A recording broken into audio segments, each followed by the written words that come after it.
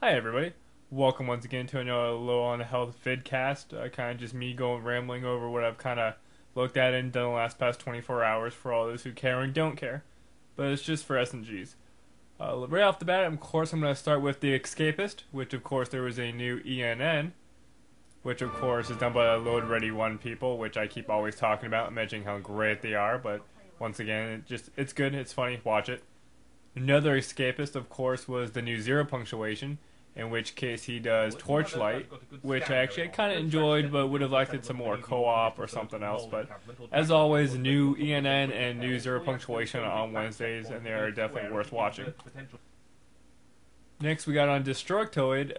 Well, just across everywhere, they were basically saying now if you have Netflix, your Wii will be able to stream Netflix streaming, which is actually a really good thing. I mean, if you enjoy the Netflix service, which I do, the streaming comes free on the basic service, in which case you can get access to all their streaming content for free. And since a lot of people do have the Wii, I mean, I would recommend doing it on the PS3 because you don't have to have a subscription, and you just have to have a disc. Xbox 360, you have to have a gold account. But with the Wii, it's just straight up, put the disc in there. The only problem with the Wii is you're not going to be able to get the HD streaming, from what I understand. Even if you have the HD cables hooked up, it can't do 720p last time I checked. It can only do 480p.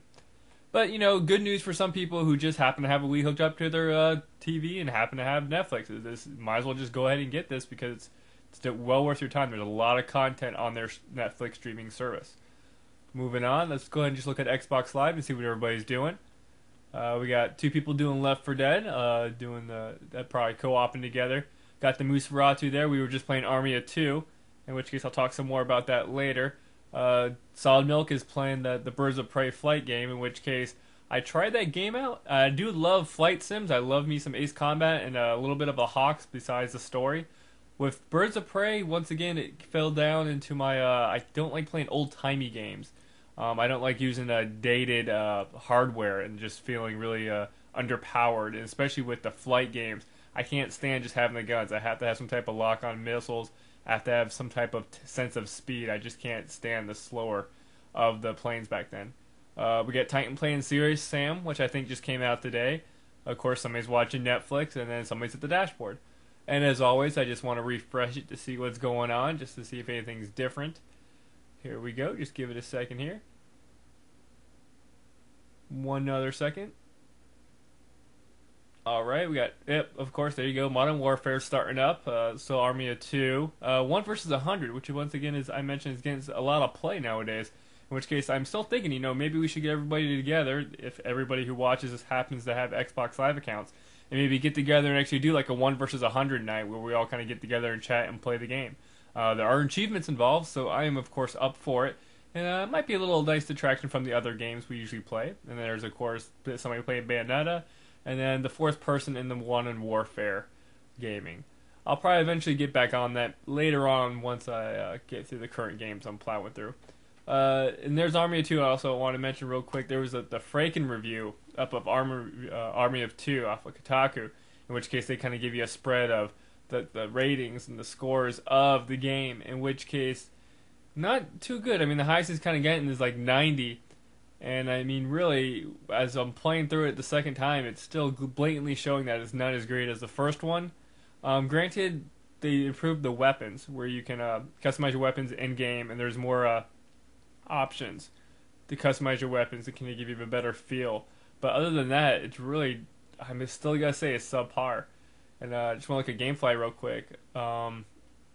Basically showing they did ship me Demon Souls, which once again is that really hardcore RPG for the PS3, where you die a lot and it has a very strict difficulty curve and it's just heartbreaking to play. I'd never played it, but I want to see what the big hubbub's about. I'll probably give up on it quickly, but at least want to try it. I mean, they do say once you actually get through a level, you feel like you've accomplished something because of all the hard work. So I'll try that out. And then, of course, is Army of Two with my rating of 7. That's probably what I'll get it on my give it to it on my review whenever I do get that up. But I'll probably, once again, I'm playing with Nosferatu. Once we play through it, I'll probably ship it back by the week.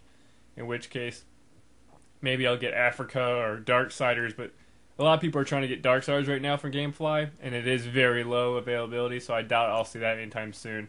Because then a Dark Void, which I'm not really holding my breath for. I mean, who wants to do the Rocketeer again? But it could be fun. And then Mass Effect 2, which is probably the next big one everybody's all getting excited about.